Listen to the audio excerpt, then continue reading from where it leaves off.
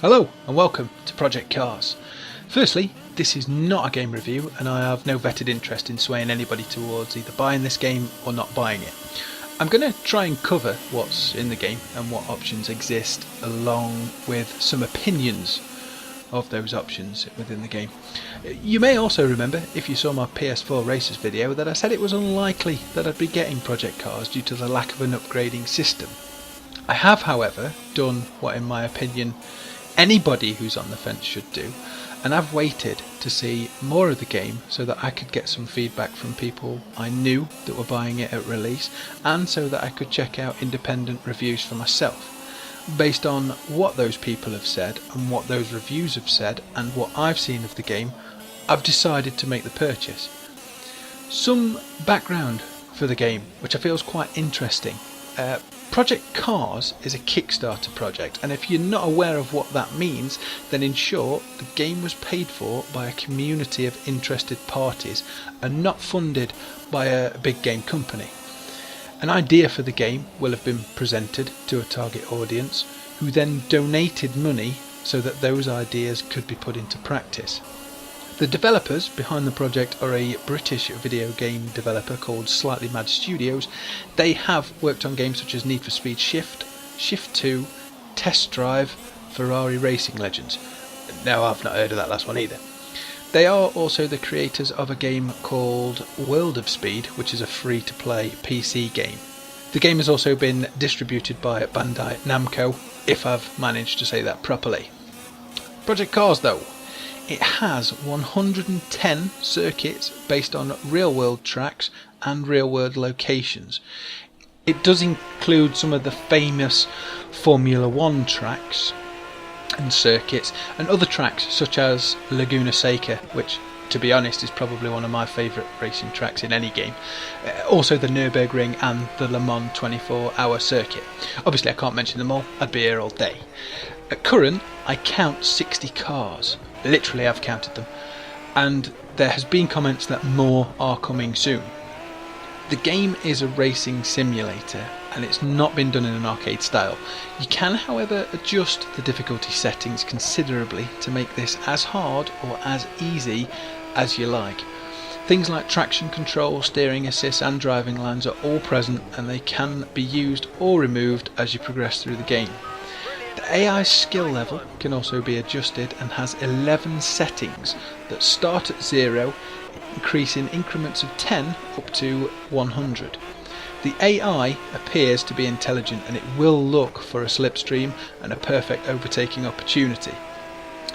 It will also deviate from the standard driving line if it feels it's necessary. The AI will also attempt to avoid collisions, so if you do go down the inside of an AI on a corner, it won't just ram into the side of you. Just so you know, I have put the AI on the difficulty setting of 100 and finished stone dead last. So if you are a hardcore sim racing fan and you want to test yourself, I think you may have your hands full with this game. The amount in which you can adjust the difficulty of the game is extensive.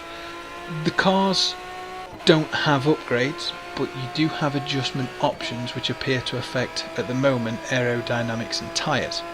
There's a section under the adjustments that says coming soon, so I suspect more options will appear in future. The different classes of the cars do play out very differently, and the weather has a dramatic impact on the way the cars handle as well. The game has an interesting career model. You can start in go-karts and work your way up to Formula A, which is the game's version of Formula 1, or you can start at Formula A and just try and stay up there. You can also start at any class in between, so if you wanted to avoid go-karts or slower cars, you can. The career does feel rewarding, as it does have this emphasis on progression. If you do well, you'll receive contract offers from other racing teams, and normally a variety to choose from. If you do badly, they won't make those offers and you can't progress through the tiers. I have only finished one season so far, just started season 2 up to the higher powered go-kart, but I do have a feeling I'll be sticking with this and going for a full playthrough. I've not played much of the multiplayer at this point, so can't comment too much on it. I can say, however, that me and a friend had some 1v1 races and it was very much enjoyable. On Xbox One and PlayStation 4, the races are limited to 16 players, with PC players able to create races of up to 30 players. These races can be fully customised with lap amounts, weather, damage and difficulty settings all adjustable. Game stability. I have heard on some platforms issues with frame rate drops and bugs stopping you from turning the car. On PS4 I've not experienced any of those issues, so I'm unsure if they're platform specific or if the game has been patched before today. The one bug I have found though, which I'll show you a clip of, I was doing a karting race and it was a rolling start. What happened when I had no control of the car is it actually crashed me and then faced me in the wrong direction, so when the lights went green I just shot off straight into the sand. Also, cars are unlocked at the start of the game for multiplayer and one-off races, literally all of them. For me, I think I prefer the idea of being forced to start at the bottom and then slowly unlocking cars one by one. I assume the community from the Kickstarter project opted against that kind of progression system, which I can understand to a certain degree. I think it would have been nice if there was an option where you could choose to start at the bottom and unlock them all one by one, or you could choose to have them all open depending on what way you wanted to play the game. For me though, the career choice was a no-brainer. I was always going to start with the go-karts and work upwards. I'm potentially looking to bring some more gameplay and some videos of the multiplayer races in future, and personally I can see me sinking a lot of hours into this game. If anybody has any opinions on anything I've mentioned or has something specific they would like to see me do, feel free and let me know in the comments. That's all for now. Have a good day.